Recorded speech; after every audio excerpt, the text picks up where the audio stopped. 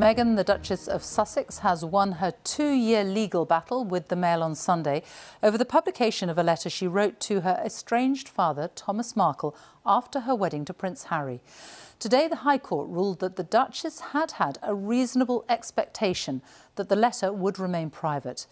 In a statement, she thanked the court for holding the newspaper to account and said the damage the paper had done and continued to do runs deep. Associated newspapers, the publishers of the Daily Mail, Mail on Sunday and MailOnline, said they were surprised and disappointed by the judgment.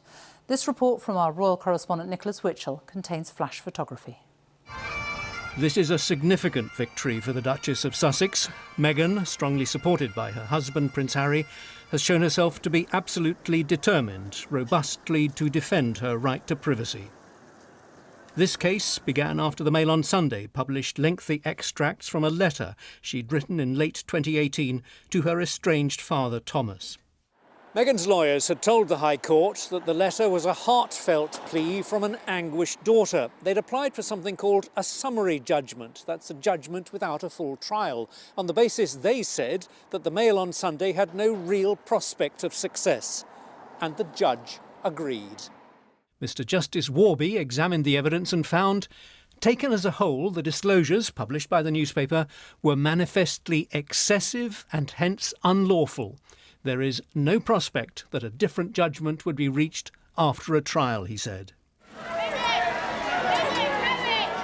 Meghan has also won on the separate issue of copyright infringement, but privacy is the one that really counts. In a statement, she spoke about what she said were the tactics of the Mail Group's newspapers. For these outlets, it's a game, she said. For me and so many others, it's real life, real relationships, and very real sadness. The damage they have done and continue to do runs deep. The Mail on Sunday's publishers said they were very surprised by the judgment. They said they would decide in due course whether to lodge an appeal. And first reaction from media lawyers. This is a significant victory because of who she is. The Mail had published a series of articles around Meghan and her life and her private life. And I think this was the tipping point for her. I suspect that it should have quite a sobering impact on sections of the media who think that celebrities and members of the royal family are fair game. For the Queen and the other senior royals, there will be great relief. The prospect of a full trial on the privacy issue, in which Meghan Markle and her father, Thomas Markle, would have been pitted against each other as the star witnesses, has been averted.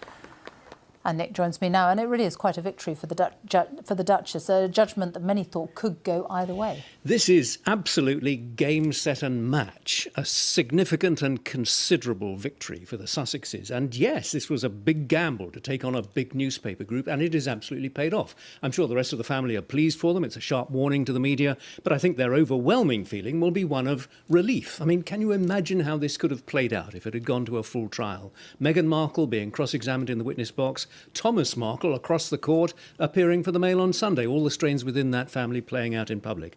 The Mail on Sunday, Associated Newspapers, say they are disappointed that they've been denied the chance to test the evidence in court. They say they may appeal, but this is a very careful, a very detailed 50-page judgment by Mr. Justice Warby, and he is very specific on the question of the privacy of the letter. He says, as I mentioned in the report, there is no prospect that a different judgment will be reached after a trial.